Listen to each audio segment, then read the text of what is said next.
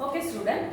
Next, we are going to discuss about the next topic, that is transfer of heat. Transfer of heat. Transfer means what? Move place to place. Make to move place to place. You may heard that from one office the employee get the transfer to go to the other office in the another place. So that is called transfer, isn't it? So like the same here, heat is transferred from one place to place. That's how it is happening. We are going to discuss here. So in the kitchen, your mother cook while cooking. The vessel is keeping on the what? Gas stove. Only the vessel's bottom surface is in keep in touch with the fire. But when we are touching on the top of the vessel, it is hot, isn't it? Even the lid which is used to close the vessel, if you are touching our bare hands, it will be hot. How it's happening? So from one place to another place, the heat is transferring. From that we will realize. Like in transfer of heat, there are three types that we are going to discuss now. For that, in your textbook, some activities are given. You take a metal scale like this, otherwise you can use spoon also, and keep the wax, means that candle pieces some distance, and you start to heat at the one end. So you can watch after some time the wax piece which is near to the candle fire, otherwise candle flame started to melt. Only not this one. After some time, next piece. After some time, this piece. After some time, this piece. And last even when you are holding, you will feel the hotness in this end also. So like this, the process by which heat is transferred from hotter end to colder end, that is called conduction. What is conduction? The heat is transferred from the hotter end to colder end is called, that process is called conduction. Mostly this will happen in the solid materials, and mostly it is made up of metals, because metals are a good conductor of heat and also electricity. So those things we will study in the higher classes. And to prove that, means metals are good conductors, to prove that, one more activity is given in your textbook. That is, you take a vessel, in that pour a hot water, some hot water you pour in that. After that you keep what?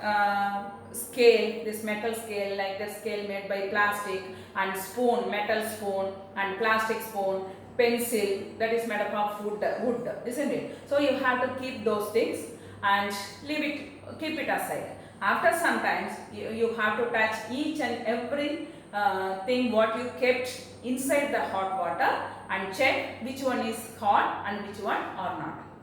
So in that, the things which is made up of metal will be hot in the other end also, because the metals will conduct the heat from one end, hotter end to colder end.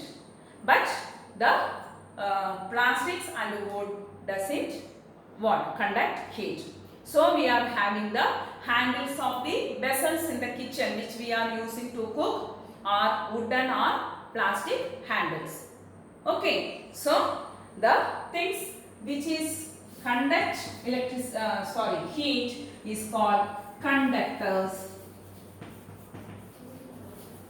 and which is not conduct the heat is called insulator.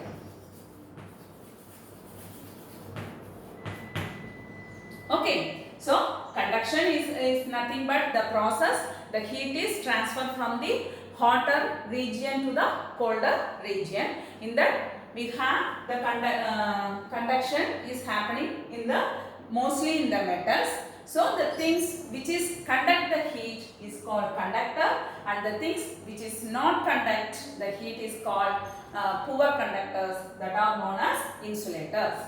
Then the next one, the conduction is happening in the what? Solid. And in liquid, for example, you are what? Heating the water.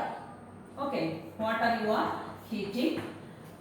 In that what will happen? The water which is near to the flame or fire will become hot first. So after getting hotness, the hot water will be less white than the cold water in the upper area, otherwise in the upper areas. So the hot water goes to the top and the cool water come down, and it started to become hot.